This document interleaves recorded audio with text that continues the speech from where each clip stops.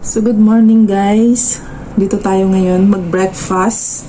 Mag-isa na lang ako. Wala na yung mga amo ko. Ganyan sila, araw-araw silang ganyan.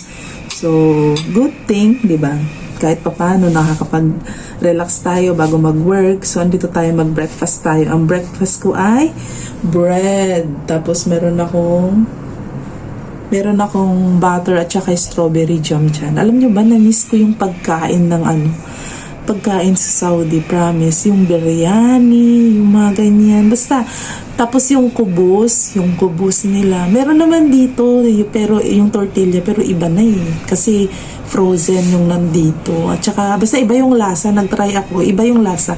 Unlike yung talagang sa Saudi, talaga iba. Tapos, sasawsaw mo siya sa lalaway tuloy ako. Isasawsaw mo siya sa strawberry jam o kaya sa cream cheese.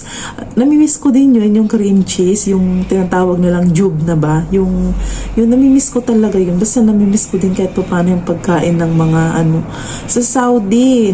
Dito sa Hong Kong, pagkain kasi nila dito is lang, yung gisa-gisa lang. Parang sa ating mga Pilipinong, mga basic lang na mga, hindi sila mahilig masyado sa spices, toyo,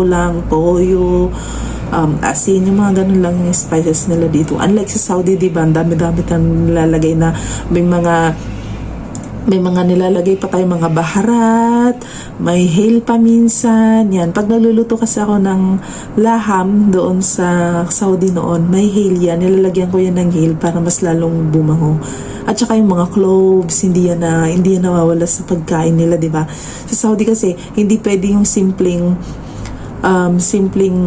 asin lang at asin ang ilagay mo doon. Kailangan talaga meron sila yung mga spices nila. Yun, 'di ba? Pero ang sarap talaga. Namimiss ko talaga. Lalo na yung laham. Alam nyo ba, nung una, yung laham, ayoko talaga. Umiyak pa ako noon kasi nung unang dating ko sa mga amo ko noon, may pinuntahan kaming kasal. Tapos, laham lang yung pagkain.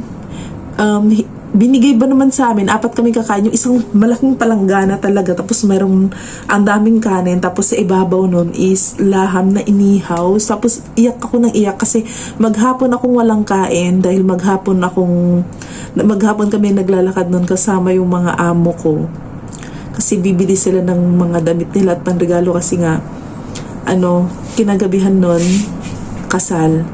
Tapos, wala kaming kain, merienda lang. Tapos, ang kainan nun, anong oras na, nung pagdating namin ng kasal. Tapos, ang binigay pa sa amin, napakalaking laham. Tapos, nababahuan ako nun. Hanggang sa, umiyak pa ako nun.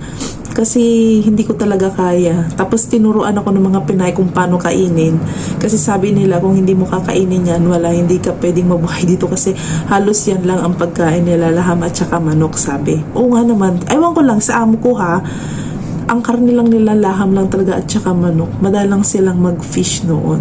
So ayun, natuto akong kumain ng laham noon.